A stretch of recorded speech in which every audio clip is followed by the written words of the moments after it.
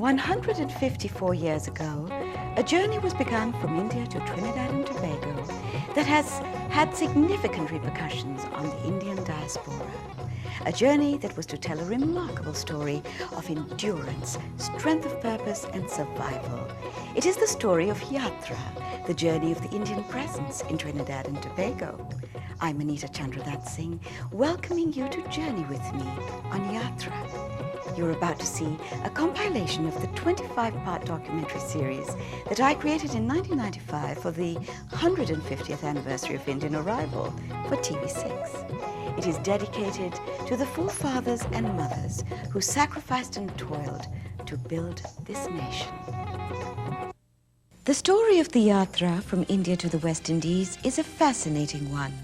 Circumstances in India and the expediency of the colonial office in Britain contributed to this mass exodus. The poor peasant worker was in distress. The stringent system of taxation and loyalty to greedy landlords cheated the poor peasant. Should he leave his home and all that is dear and venture into the crowded city? This was a time of drought, crop failure, famine. In the United Provinces, there was a steady internal immigration of peasants from rural areas to the urban centers, such as Lucknow and Kanpur. In this vulnerable state, sometimes by choice, sometimes by coercion, bewildered peasants found themselves forced to sign up as contracted laborers to be dispatched to the Trinidad Immigration Agency in Calcutta. The farmers and laborers from Chota Nagpur were especially favored for work in the sugarcane plantations of the colonies, as they were hard-working, docile, and able to cope with severe hardships. In the harbor of Calcutta, the ship's sails are set. Hundreds of men, women, and children are about to embark upon an unknown journey across the Kala Pani, the black waters of uncertainty. Some ships stopped off at the port of Madras to make up the numbers for a shortfall of indentured workers from the north. Onward ho to the West Indies. The journey was long and perilous, passing through various climatic zones. The 3 months at sea tested the endurance of the immigrants. Thrown together, huddled in cramped conditions, they were forced to lean upon each other for emotional and spiritual support. The divide, so apparent in the motherland, of the caste system and untouchability began to fall away. The language barriers were also broken as communication became a need. Right there on the ship, a whole new Indian person began to emerge. There was tolerance and the will to survive. Thus was born the Jahaji family, whose links would be cherished long after. You can imagine the jubilation aboard the Fateh al-Razak at the first sight of land. There in the misty distance lay Chinia Deep, or Sugar Island, Trinidad. As the ship came into harbor, she encircled the island just short of the mainland. Nelson Island, or Panya Deep, where those who had been unwell could convalesce and others could be screened for malaria or tuberculosis during a few weeks of quarantine. The tired and worn shipload of indentured immigrants must have experienced mixed feelings as they came toward the jetty. The mixture of relief, some excitement, and some trepidation. It was a significant moment in history when the first forefathers stepped off the ship and paid his respects to Dharti Mata, the same Mother Earth that is mother in India or here or anywhere else. This step was to herald a new dawning. The Indian diaspora had touched Trinidad. Remembering this moment, Raviji had once written, "Come, walk with me, and see my majesty and grace, and let my leaves enrich the soil with my being." They brought their cherished seeds and plants, the sacred tulsi, the jamun, the mango, and so much more. But where would they plant? The soil was so hard in the tropical sun. The only water was stored in large cauldrons, and that was only for drinking. He was told that the mainland of Trinidad had rich, fertile soil, so he attended to his plants in the meanwhile, while the staff at the depot attended to him and his fellow Jahajis as they recuperated. Weary, he carried his janji bundle up the steps, wondering what lay ahead. He remembered his family, his home, far back in Bharat Desh. He looked across the empty ocean. He had crossed the Kala Pani. They shared a large room just as on the ship, but now they could move more freely. They lit their chulhas and prepared their favorite foods from meager rations that were available now. However, mass meal feeding was the norm. They felt grateful that the authorities had given permission for them to use the neighboring Lenigan Island for the sacred cremation rites of the Hindus and as a burial ground for the Muslims. To the northwest of the island, a large slab of rock provided the ideal site, separated from the depot, far enough so that the rising smoke would blow away, and close enough to the water, which is a prerequisite. This was the first Shamshan Ghat in the land. Many an evening, they would see the smoke rising from funeral pyres of those who did not survive their quarantine. Perhaps the winds would carry their last remains back to the motherland. After the couple of weeks of quarantine on Nelson Island, the 213 survivors of the Fateh al-Razak were brought to the mainland, to the harbor of Port of Spain. Beyond the last stretch of water lay the sugarcane plantations. Their arrival was viewed with great relief as saviors of the failing sugar industry that was beset with so much labor unrest. From the port, they were assigned to various plantations. They went on horse cart, on bullock cart. They made their journeys to the estates. The darkest areas on the map indicate the major plantations between 1845 and 1850. Diego Martin was one of the first areas where Indians were settled, and they were taken to barrack housing. More Indians were brought in the 1860s to work in the Woodbrook estate. They created a coolie settlement close to St. James. The traces and the pathways where they settled inherited the names whence they came from, the motherland. Naipal Street owes its origin to the Nepalese who settled there. In time, Nepal became Naipal. Names of major recruitment centers appeared on signposts in St. James.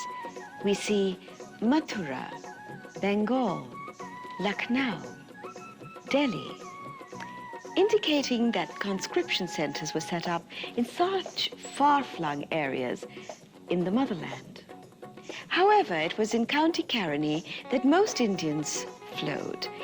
They labored to clear the shrub and undergrowth and prepare the soil for plantation.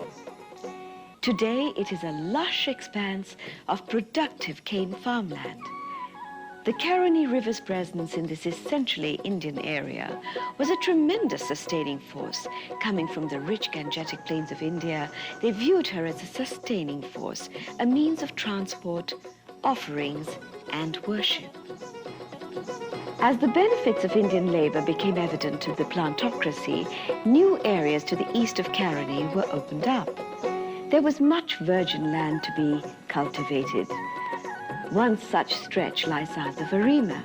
Sugar grew well on the flatlands, and today Malabar is a silent testimony to the thousands of Malabarians who opened up the cocoa-reed forests. The sugar industry began to recover, thanks to the dedicated efforts of the indentured workers. Indentureship was of a temporary nature. After a 5-year term, workers were free to return to India. In fact, up to 1895, they were entitled to a free return passage, but the opportunity to continue to work in the plantation as paid workers and then to earn 10 acres of land in lieu of the passage was an option that had to be weighed. Even though conditions were hard in the barracks and the laborers continued to be poor, earning 25 cents per task, they had a choice.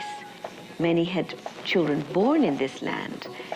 Those who had returned had seen unfavorable conditions in India and returned to Trinidad. They returned with a sense of homecoming, often well attired and resplendent in their traditional jewelry. A growing sense of identity and cohabitation had developed within the insular community, and a sense of feel for the land born out of dedication and hard work. And of course, the incentive to own land. These were the factors that made hundreds decide to stay. In 1871, there were 27,425 Indians in Trinidad. This freedom of choice to stay or to return was the beginning of the Indian settlements. Bahari village on the Toka road just outside of Sangre Grande is where workers from Bahari village in India settled. There were settlements in Karatal, Rosilak, and Faizabad in the Orapuch Lagoon. Faizabad was named after Faizabad in Uttar Pradesh, a major source of agricultural enterprise.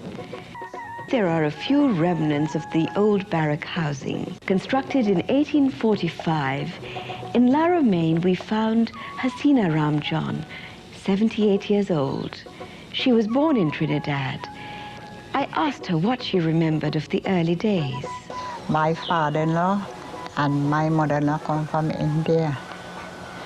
And he had a son, and one son, and I married him. Please, I start to work from 10 cents.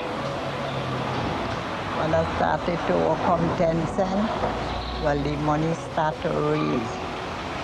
Then it go up to 15 cents. The money started to go up more and more and more. The labor and effort to produce far outweighed the meager earnings. The Indian cane farmer continued to struggle. He moved into vegetable, cocoa, and rice farming. Families were large and involved their children from a very young age into their agricultural lifestyle, tending to their precious cattle, to sowing, harvesting, and marketing their crops. This was the support system of the Indian family. Through all these hard times, there was a factor that ennobled every act. It gave light and strength and comfort. For had it not sustained them over the perilous journey from India to Trinidad? Had it not comforted them in the darkest hour in the ship hold? Had it not given them hope as they stepped off the boat in Trinidad? Had it not removed the drudgery of labor when they worked sweating under the harsh tropical sun, blackened by the soot of burnt cane? The sound of the sunk, the sound of the azan, the chime of the church bell had lifted their spirits, soaring towards the clouds, where there is no pain, no grief, no fear. The sounds that are so integrally linked with their respective religions had brought them to this point in history. In fact, on their arrival, the largest number of any one faith were those who were Hindu, then the Muslims, and then the Christians who had been converted by missionary work in India. Over the years, the work of the Canadian Presbyterian missionaries linked education with religion, and the number of Christians grew. The manifestations of this religious presence appeared in the mushrooming of domes. Domes that began to dot the countryside, rising heavenward, piercing the Caribbean sky. They were the silent symbols of a profound cultural connection with Hinduism, Islam, and Christianity. They soared above the burning cane, the dusty fields, and poverty. Each one a celebration of life. Trinidad and Tobago has had a remarkable religious growth. Today, the presence of the interreligious organization is a testimony of the fraternity that exists among the many religions practiced in this land. The Indians over the last 150 years have contributed in no small measure to this aspect of national life. The other sustaining factors were their rich cultural traditions. When the day's labor in the cane fields was done, these humble folk, driven by a strong cultural force, gathered in the barracks. The haunting strains of the songs and legends of the motherland could be heard. Om Ram Naam aisa naam nahi, Tirath भई प्रयाग, गंगा जमुना सरस्वती, अब सो पावे बरी भाग। हम जानी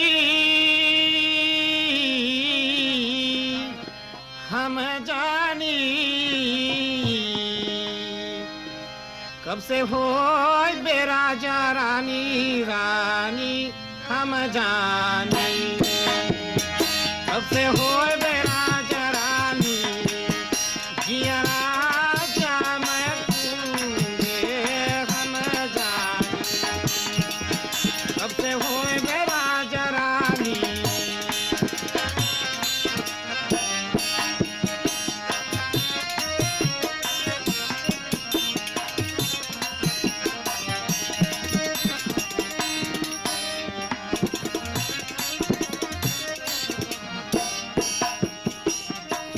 राज करन तेरा जय हो, रूप करन तेरा नी।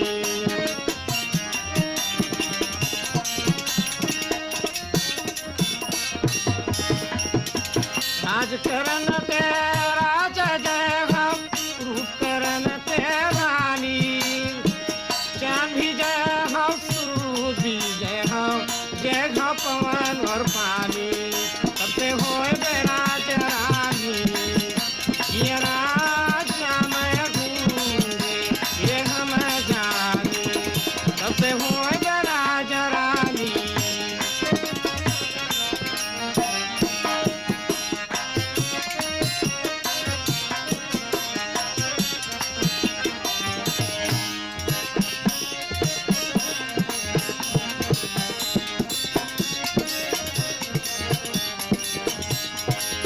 हम जानी हम जानी हम जानी हम जानी, करते हुए बेराजा रानी, हम जानी ये राजा होंगे, हम जानी।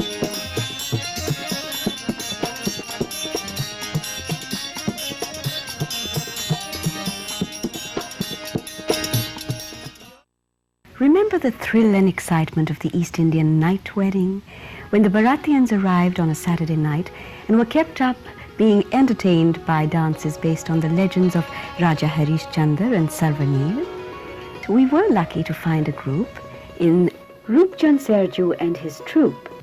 प्रणाम रानी जी, देखिए हम लोग चल करके और फकीर बाबा के राज पर सौंप करके हम लोग काशी के चलिए। अच्छा राजा जी। देखिए फकीर बाबा, हाँ आप राज गद्दी पर बैठिए। हाँ, अब बैठ करके राज करो, हम लोग काशीपुरी के जाते हैं। so you gain me the kingdom? जी हाँ। अच्छा, बैठिए। we didn't pretend too long,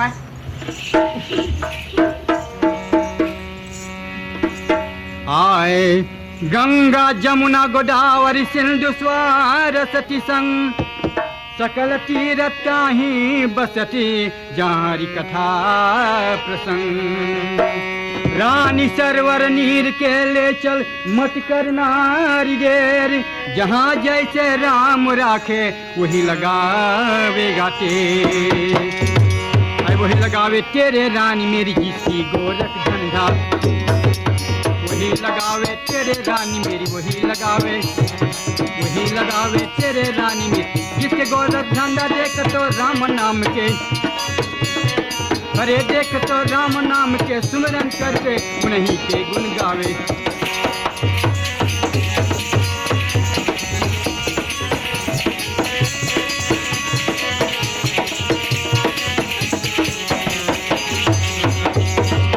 वही मुक्ति हो जावे रानी मेरी, वही मुक्ति हो जावे रानी मेरी, चल गंगा के किनारे रानी मेरी, वही मुक्ति दी। अरे देख तो वही मुक्ति हो जावे रानी मेरी, चलो गंगा के किनारे।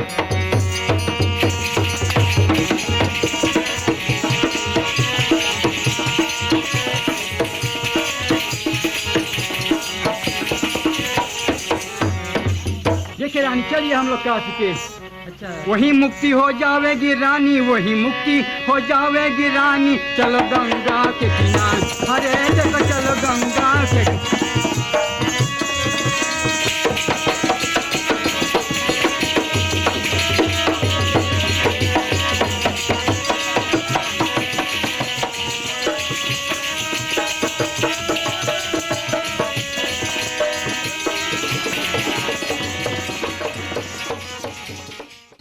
Pulsating rhythm of drums and the manjira would carry into the night air. Traditional dances and the clap of the gatka, or Indian stick fighting, would attract young and old. The ladies would make merry away from prying eyes, especially on the Lawa night when the bride and groom were preparing for the sacred marriage rites. And the Tossa, that festive drum that announced all special occasions, would touch the heartthrob of the Indian person. In 1845, when the first indentured workers arrived in this land, they were poor peasant pioneers looking for opportunities to better their lot in life. They dressed in traditional style. Both men and women covered their heads, wore yards of cotton fabric draped around them, either as olnis, or dhotis, or turbans, and basic items of jewelry. Both men and women had pierced ears, and women wore elaborate nose rings. By the time the bonded period was over, they were able to afford the fineries they had dreamed of. All the folk jewelry in the past was of silver. I asked Mankumari Sundarbasi Pare to remember herself as a young bride. When I married and when I'm going back, I can't describe how much jewelry they put on. Baju, Bag, Johnson, Vijayat, all kind of things, the whole Hananite thing, so you're falling down. On her forehead, the sirbandi and tikuli. On the nose, the besar or dangling jhulani. On the ears, the flat turki or dangling jhumka. On the neck, the solid hasuli, the chakapahi, and the tok. On the arm, the bera, churiya, and chur. On the waist, kamarpatti. On the ankles, the solid karha, or the more delicate one. The rustle of her skirt and the tinkle of her jewelry made music as she walked. However, as the wages were earned in gold, they were translated into jewelry, an investment that was carried on the person. They usually had a gold chakapahi, and then the tauk with guguru in it. So the gold one is to stop on top of that. The godana or tattoo is an ancient Indian tradition and full of meaning. Well, when the man comes, he says Bahuriya. Bahuriya means the daughter-in-law or the daughter. Godna, Godaile, Godna, he had a book. He had a book marked down what you want. Patterns. Pattern. Then You the choose. old people say, well, Sita ke rasoi or Sita ke kulwari. And then you put So that. what you have on this arm is the Sita ke Pulwari, that is Yes. Sita's garden, Yes, and on this arm you Rasoi. have Sita ke Rasoi, that is Sita's kitchen. Mm-hmm. There are certain motifs typical of Indian adornment, the bindi or tika. Traditionally, it is the mark that announces the marital status of a woman. Nowadays, the boundaries have widened, and it is quite acceptable to see unmarried women wearing every hue and design of bindis, color coordinated with their outfits. As we leave the images of the costumes of the past, the image of the Indian woman with her head covered with pride and humility is still a fine symbol of Indianness in contemporary Trinidad and Tobago. The Indian personality anywhere in the diaspora has developed certain traits based on the rich inheritance. The Indian is strongly family-oriented and family-dependent. There is a great respect for elders woven into the tradition. Indians are cautious with spending. They value investments in land and the education of children. there is an intimacy with nature, especially in the Hindu tradition, where all living things are seen as infused with divinity. Isha Vasyam Idam Sarvam. Therefore, nature plays a conspicuous role in worship. I'll explain. The Indian civilization was essentially agrarian, linked with the land. The Indian looked upon the earth as mother, the giver. In Hindu worship, ritualistically placing a sample of earth at the Vedic altar is significant. The offerings made at the altar are from nature's bounties. Water is seen not only as a physical purifier, but as the cleanser of the five senses. The betel nut and leaf are symbols of tenacity.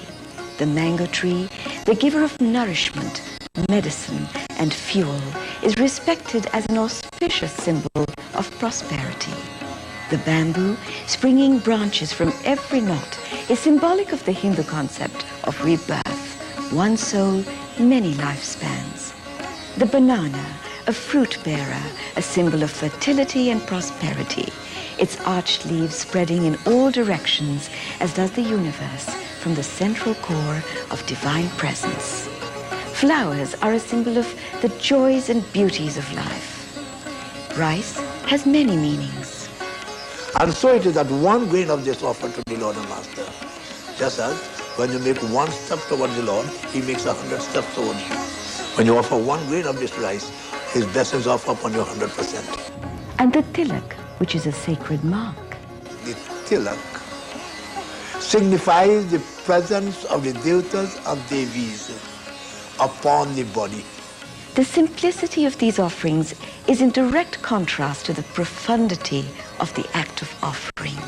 For each offering has acquired a concentrated, vital, spiritual energy, creating an intuitive bond between God and the performer. The Indians always knew they were dependent on nature, or prakriti. There is a harmony and balance in nature.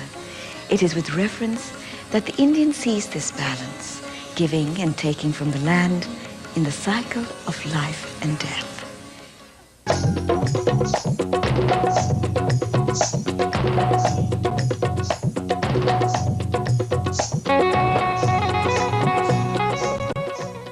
The potter, or kumhar, who has played a very vital role in the fabric of the Indian community, creating his works for worship and utility. Since antiquity, his creations, pressed and molded by hand, have carried the fingerprints of history. In Trinidad and Tobago, we go back to 150 years ago, when the first indentured workers arrived on the boat. Among them were gifted potters, or kumhars. They discovered that there was an abundance of good clay in the Caroni area, in the vicinity of Carson Field. In the old days, they would sit squatting, spinning the wheel with a handle connected to a stone slab on a ball bearing. This was the potter's wheel. The momentum of his spinning motion and the deft handling of the clay would shape the pot. The Indians' close connection with the earth, Mother Earth, is explained in the words of the great poet Kabir as he asked the quizzical question, Mati kahe kumhar so, tu kahe rundhe mohe, ek din aisa aavega ki main rundhunga tohe. The earth said to the potter, why do you knead and shape and control me so? A day will surely come when I will receive you unto my lap. The pottery industry has grown in Trinidad and Tobago, and creative designs have added a new dimension to the traditional handicraft. The attractive peach brown of the terracotta clay adds charm as you pass along the main road of Chase Village in central Trinidad. Every year there are 1 or 2 new designs that enter the market. Yet it is in the making of diyas, diya houses, havan kunds, shivlingams, and kalsas, all used in the Hindu puja or worship, that the potter has proved a vital link with tradition over the past 150 years. Of these, the kalash or kalsa is of special significance. Simply and quickly made, it conveys a profound spiritual message about the whole of creation. Let me tell you what the kalash signifies. It is present in every Hindu home at every puja. Centrally placed, it is present when the bride-to-be is purified before she is ready to take her marriage vows. It is present when the groom is received by his father-in-law to be purified before he sits at the marriage altar with his bride, to listen to the chanting of the pandit as he explains the obligations and duties each has toward the other.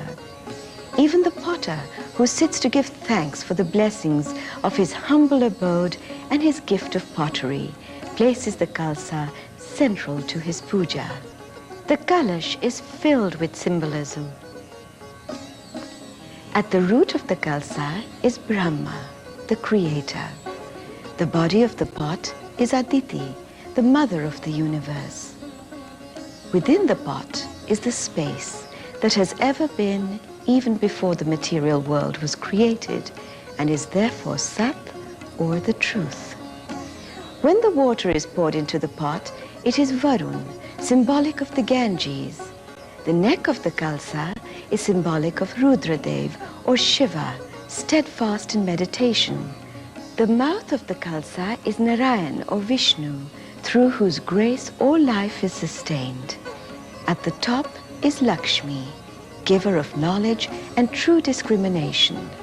So within the clay pot kalash, so humbly molded by the potter, is a powerful message. The 5 elements are present: earth, water, fire, air, ether or space. The Hindu trinity of Brahma, the creator, Vishnu, the preserver, and Mahesh, the destroyer. One of the vibrant features of the Indian civilization is that over its past 5,000 years of existence, making it one of the oldest in the world, it has repeatedly been challenged by foreign invasion, but has absorbed and assimilated the invaders' culture, emerging richer and more tolerant each time. The Muslim connection with India began around the 2nd century AD. Their elaborate costumes and traditions in food, dress, language, architecture and festivals were completely absorbed in time. So when in 1845 the first Muslim forefathers came from India to Trinidad and Tobago, they naturally sought to maintain their tradition. One aspect of this tradition is the festival of Husse, or Muharram. I visited the home of noble Bisnath in St. James to capture the ambience of an imambara where an exquisite tajia is being constructed for Husse. Barred from the sun and the general public eye, craftsmen are at work, creating wondrous structures. Jewel-like, they stand, imposing, majestic. The dedicated workers paste and cut and measure under the gentle guidance of Noble, a master craftsman in the field. My own imagination. I build off of that. I don't really look. I look back at books and pictures to see that what I thinking about it. I don't see it in the book. But in Islam, we try to keep the same shape of the domes. That's how I try to keep it. One style, Islamic finish. Well, the early days was easy. It was fast learning. But in those days, the whole thing used to make out of bamboo and roseau, no cardboard. Stereotypes come in since we have that. It's easier, it's much easier than cardboard and sheets. In the old days, it take about 3 months to build a real dress. And now it's more simpler now with cardboard and the type of material we have to get in. We don't get paper like before in the old times. This project must be completed by the end of May, so they meet each night after the day's work is done, spending 5 hours of camaraderie. Muharram is the first month of the Muslim calendar. Over a 10-day period, Muslims mourn the martyrdom of Imam Hussein, the Prophet Muhammad's grandson. During the last 10 days of construction, the craftsmen will live in the Imambara shed with the tajia or tazia. This is a time of total abstinence and personal purification to make themselves worthy to work on and carry the tazia in procession in the 2nd week of June. Well, we do indulge with no meat, no alcohol. We don't sleep with any female, no female allowed near you. An interesting fact is that even though the tajias are constructed throughout the Muslim world, and the skills in Trinidad originally came from India, the artistry in this country has reached a special excellence, perhaps the epitome of tajia building. The fine details that embellish the body of the tajia are a subject to explore in itself. Delicate paper cutouts, each one handcrafted, will adorn the finished tajia. Outside can be heard the heating and testing of the Tossa drums. There is a factory of Tossa production within the family yard. The skins and drums are housed in their own special area. Nobles' children, friends and relatives look forward to the season when they can get together and beat the Tossa hands, specially prescribed for the festival of Husay. This is the Husay beat, intricate and vibrant.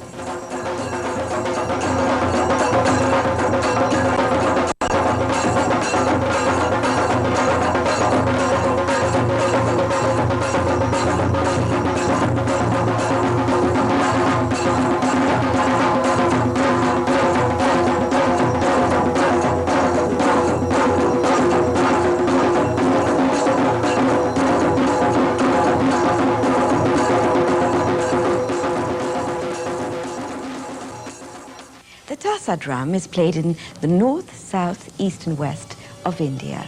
However, it has undergone modifications here in Trinidad and Tobago. The lead and fule drums in India are shallower and produce a more metallic sound. The bass is also proportionately smaller. Over the past 150 years in Trinidad, the drums have grown in size and the clay pot body of the Tossa has become deeper. The bass has assumed the boom and bass quality that is part of the sound of this land. Let's find out how these special drums are made.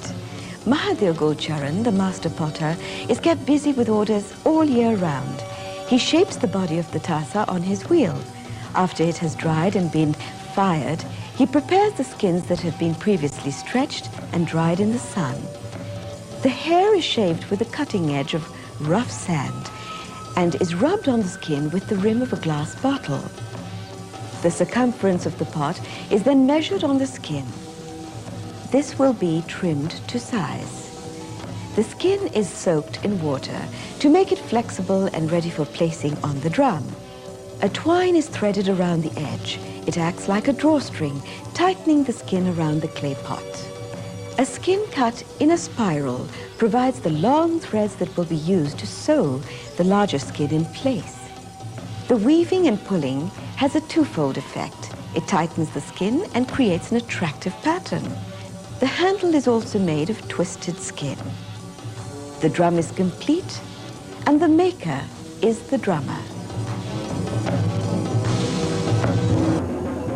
The Tossa base is created out of a log that has been hollowed, leaving a certain thickness on the rim. This drum is old, almost half a century old. The masala or concoction that is pasted on the skin has slipped into the inner side. It is this masala that gives the bass drum its boom, its resonance, and its full sound. The masala is made of coal tar, castor oil, soft candle, among other ingredients. The role of the Tossa side is vital to the Indian community. It heralds the Hosay procession. It heralds the sacred and festive Hindu celebrations. At the wedding home, it is honored as the symbol of primordial sound, the sound of the universe, Vani or Vak. The mother, with her head covered, makes offerings and places the auspicious vermilion powder on the drum. She then receives the offerings she has made in her jewelry, and the money is taken by the drummer. After this act of worship, the Tossa leads the procession for the Matikor ceremony, the beginning of a Hindu wedding. The ladies make merry to the rhythm of the Tossa. Today, the Tossa side is a must at all cultural events in Trinidad and Tobago. David Rudder, in his song Husay, celebrated the drum. Oh, what a sight on the night of the day. Minshall has paid tribute to this magical drum in his portrayal of Masquerade.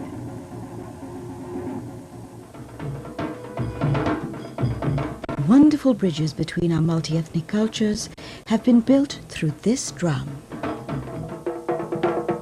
And our children continue to keep the Tossa alive. There are so many traditional skills that our Indian forefathers brought to this land 150 years ago.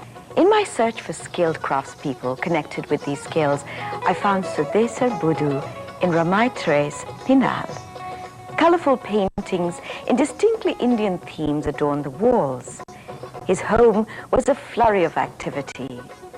His family prepared to decorate with dainty paper cutouts. I gather your grandparents came and then they returned. Do you remember the early days when you were involved in this activity in your family? What was it like? Our parents are not here. They just left them here and they go back to India. But they leave the tradition, whatever they knew, they learn it to their children. And from their children, they learn their children. And it continues in the family. I get interested in me, not early age. It's about 30 years back, then I get interested. Because I always leave it to the parents to continue this work. And what are the various techniques by which you cut? Because some of the designs are very complicated. I cut with scissors, sometimes I have plentiful paper to cut. I use a punch. I put it down on a piece of hardwood. I design what I cut and I start cutting out that way. The handicraft of paper cutting has developed a new dimension in Trinidad and Tobago based on initiative and resourcefulness. In the motherland, there was an abundance of fresh flowers, and the Indian traditional method of decorating was always with flowers and foliage. On arrival in Trinidad, the early forebearers realized that they had to find a substitute as fresh flowers were scarce. Paper was the answer. Initially, any paper would do, but when light, airy, colorful kite paper became abundant, it gave a new dimension to this art. 4 or more sheets were folded together to speed up production. Cutting was freehand. The maro, or wedding altar, is also decorated with these paper creations. Some real flower maros are built in Trinidad. However, paper maros are the norm. Sudesar and his family showed just how easy the process is. The paper, plastic, and sponge combine to decorate the wedding car. The dome structure for the hood, called the crown, and the decorative plate for the front of the car are distinctly Trinidadian creations. The journey of 150 years in the art of paper cutting.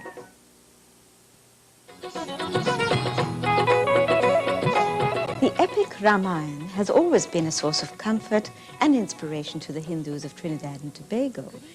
I visited the Shivalaya of Pandit Krishna Maharaj, the Dharmacharya of the Sanatana Dharma Mahasabha, to get a true Trinidadian perspective on this 3,000-year-old faith that came to this land 150 years ago. When our forefathers came from India, they brought with them the Ramayana, the Holy Ramayana. And that book, they used to read under the mango trees because it was difficult then, under with flambeau lights. In that, they knew brother relationship, Ram, Lakshman, Shatrughan,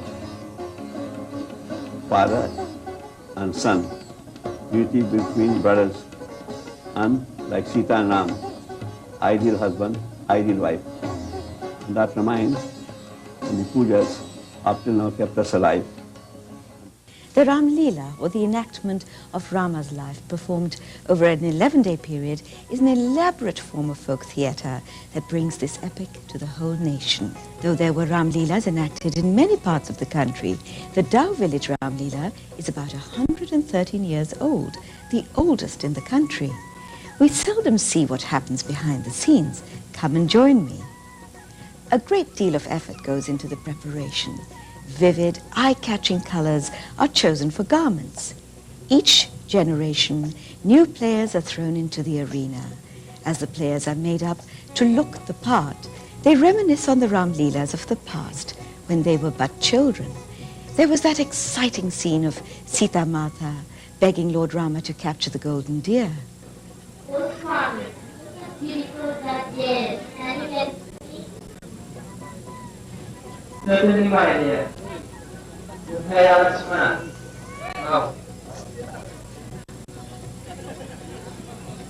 I am going to touch that deer for today.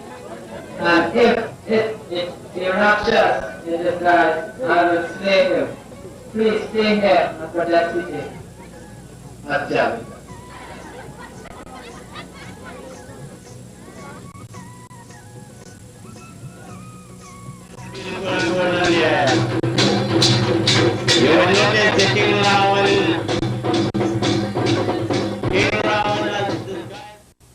Though the Lakshman Rekha was laid down as the line of protection, she crossed it out of compassion for a poor holy man who was in fact a ferocious 10-headed Ravana.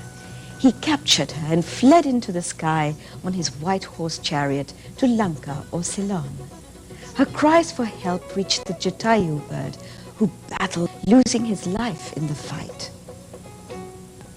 The costumes they wear today are clever innovations. Previously, they were made of cardboard, sequins, and braids. Today, they utilize the sophisticated art of copper plates, beautifully studded and sculpted into crowns, the breastplates, the armbands, and the handbands, all copper creations. Hanuman uses a rubber mask, but his big pot belly and the red sindhoor which he rubs on gives him the ruddy traditional look of the boisterous, playful Hanuman. The building of the tall 40-foot Ravana, made from bamboo, paper, and glue, takes place alongside.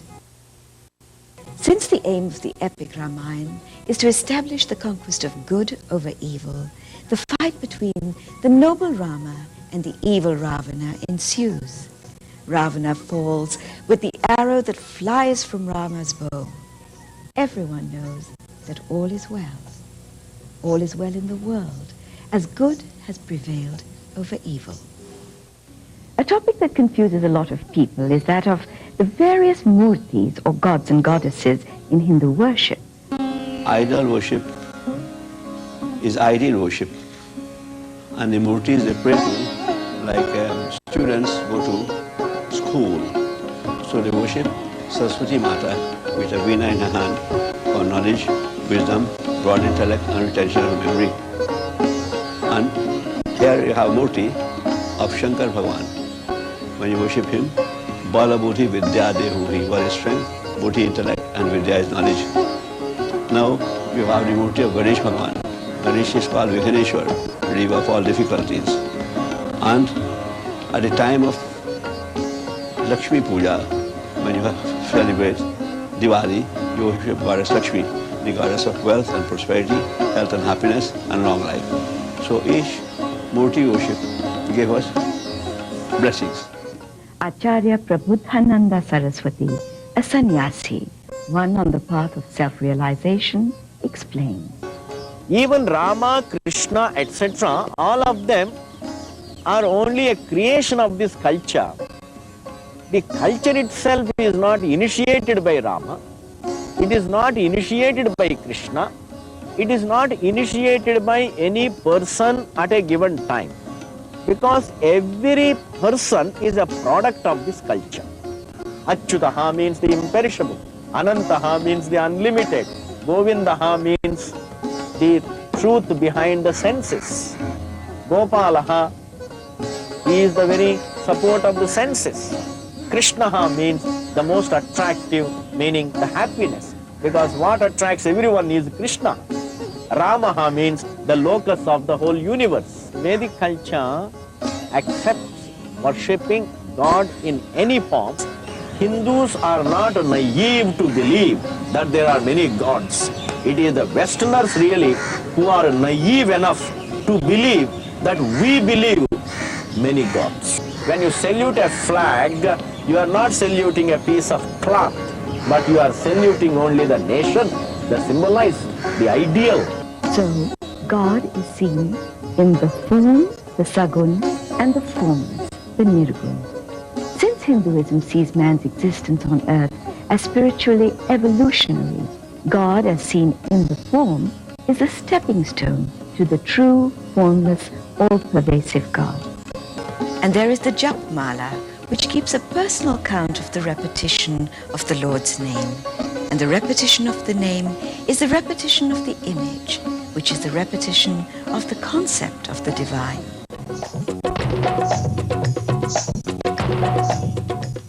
Cut off from India for the greater part of 150 years, the Indo-Trinidadians' contact with India was largely through the Indian films.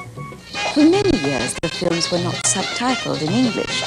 But when successive generations of Indo-Trinidadians began to lose the Hindi language, and the Indian film began to boom and capture the world audience, subtitles appeared on the silver screen.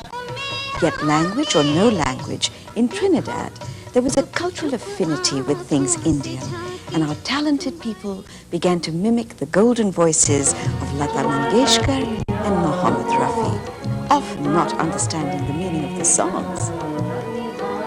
The classical films helped in a real way in the preservation of the religious and cultural life of Indians. The more glamorous films distanced succeeding generations from the real India because they were based on fantasies. In Trinidad, from infancy, the girls see themselves in the image of the great movie stars. Feminine and glamorous, they love to dress up in all the Indian finery. Dance schools have mushroomed throughout the country, and some wonderfully creative dance sequences based on Indian films have emerged in this land.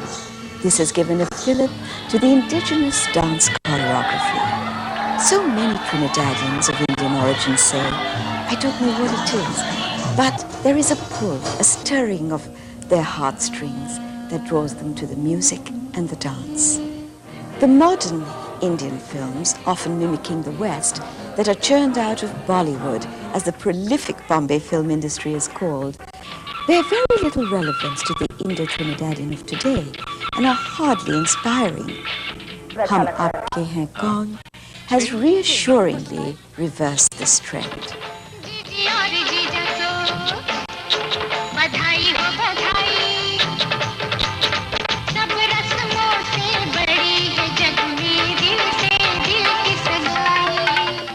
Yatra turns to cuisine and the concept of curry, so much a part of the Indian presence in Trinidad and Tobago. I visited the home of the Parrys, located in the picturesque Maracas Valley, where I sought out Mrs. Shakuntala Parry, who is one of the finest cooks in the country. She extended a warm traditional welcome. Atithi Devo Bhava, the belief that to honor a guest is to honor God. Indian tradition at its finest. Curry is a concept. The word curry is said to be derived from the word tari, which means gravy, during the British Raj in India. So curry is a tari, and a tari is made from a masala base. Masala refers to any mixture of spices. We went into Mrs. Parry's kitchen, where her seal and lorha, traditional Indian grinding implements, were waiting.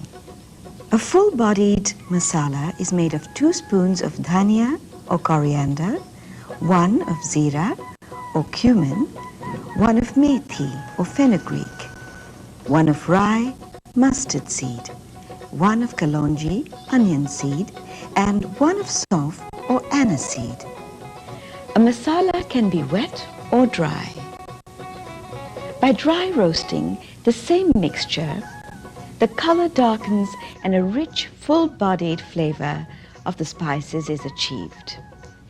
The word masala is thought to have come from the Hindi word masalna, to rub between 2 surfaces.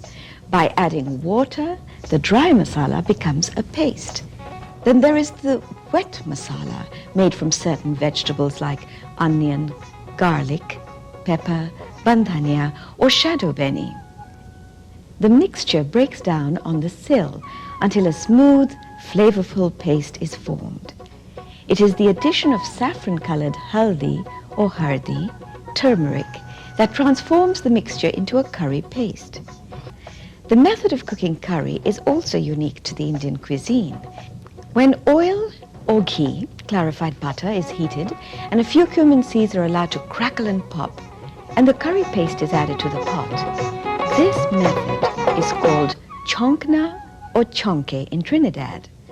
Once the mixture is well singed and fried on a medium heat, vegetables, meat, poultry, seafood, whatever, can be added and given a quick stirring to incorporate the masala, then covered and allowed to steam in the pot to aid in the process of cooking. In my search for key factors that have influenced the Indian presence of Trinidad and Tobago, I found rice to be of special significance. It is an ancient and staple food in the Indian diet throughout the diaspora. Rich in carbohydrates, proteins, and essential vitamins, it provides inexpensive nourishment. Simply boiled or spiced or cooked with meat and vegetables, as in a pilau, a dish that originated from India. In the 1800s, when the bondage period was over, those who remained in Trinidad chose to go into rice cultivation. Whole families worked in the fields with their feet steeped in water, heated by the sun. They endured much hardship, gathering the mutta in their clasp. They sliced it with a hasua or grass knife. So many Trinidadians are convinced that this time of struggle was a time of toughening the spirit and responsible for their present-day success. The Indian, coming from an agricultural background, makes offerings of the finest produce of the land at his altar. Rice is also a symbol of prosperity and fertility. From a single germinated grain will grow a stem laden with scores of rice grains. Rice is roasted and puffed at the lawa time during an Indian wedding and offered to the sacred fire, seen as the holy witness. In offering this rice, it is hoped that the boon of prosperity and fertility will be returned to the giver. Rice is also used to decorate. The vibrant rangoli is a work of art created from rice grains, symbolizing mangalaya, prosperity and goodwill, especially at the entrance of a home. I visited the home of Angela and Bharat Gelai in Penal, a family involved in rice farming, everybody lending a helping hand. Dhan, or unhusked rice, is fanned to allow the chaff to blow out. When the rice is nice and clean, it is collected in bags, which are carried out to the mill for dehusking. The day's work done, a quiet calm descends upon this rustic home. Bharat's mother cleans the rice in a soup in a rhythmic, relaxed, and traditional manner. The milkman prepares to milk the cow. The lovely, frothy milk, fresh from the cow, will combine perfectly in the preparation of meetha bhat, or sweet rice, or kheer. Angela puts on her pot, stirring the rich, creamy mixture of milk, rice, and sugar, a dotting of luscious raisins, and a sprinkling of spice. Here is a dish fit for the gods. Yesterday was a significant day, Indian Arrival Day, the culmination of 150 years of Indian presence in Trinidad and Tobago. On this grand occasion, the National Council of Indian Culture was honored by the presence of Their Excellencies, the President, Mr. Noor Hassan Ali, President of Trinidad and Tobago, and Mrs. Hassan Ali, and His Excellency, the President of India, Sri Shankar Dayal Sharma, and Mrs. Sharma. This grand parade was the vision of Chandradath Singh, chairman of the 150th celebrations and the parade. The parade began with the arrival of the Fateh al-Razak or Fateh al-Razak, the pioneers riding atop the waves, sailing toward the western horizon to Trinidad and Tobago. This was the Jahaji time, the bonding time, where many friendships were made. The purpose of the arrival in this land was to plant sugar cane, and so, symbolically carrying bunches of cane, came the people to parade on this momentous occasion. As thousands of people watched, came a symbolic float connecting the past through the present to the future. Princess Kamini in the Garden of Irie. Her mother symbolized the early indentured worker when they arrived in this land, struggled and toiled, and built a future for succeeding generations. Princess Kamini is the blossoming and flowering of such a child of the future. And these are our children, growing in independent Trinidad and Tobago, frolicking and dancing, wearing the dress of their ancestors, traditional dress from faraway India, the land of inspiration on this grand occasion. Thousands of children were there, proudly in their school uniforms, holding banners celebrating those who are significant in their community. There was much symbolism.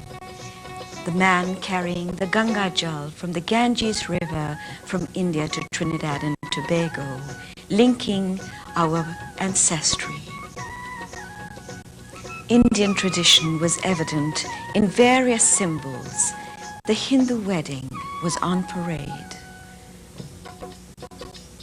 150 villages were involved in this grand parade.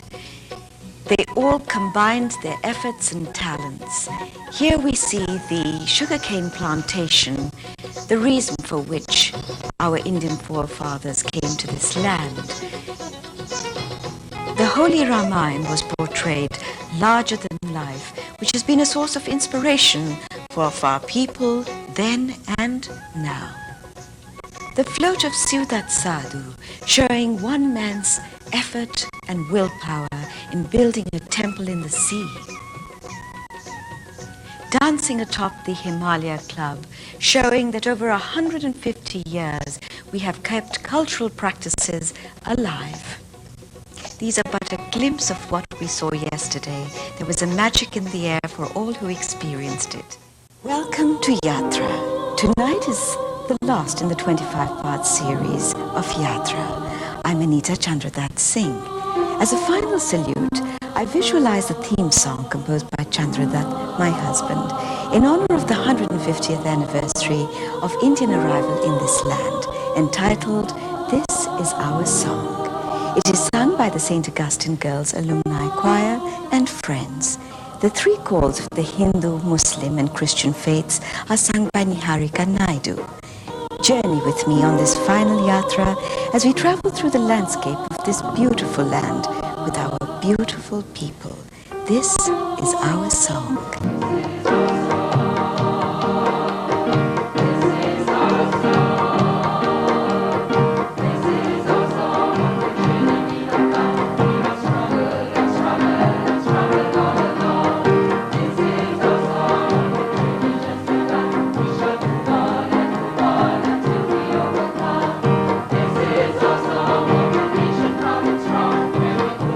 Together, uniting everyone.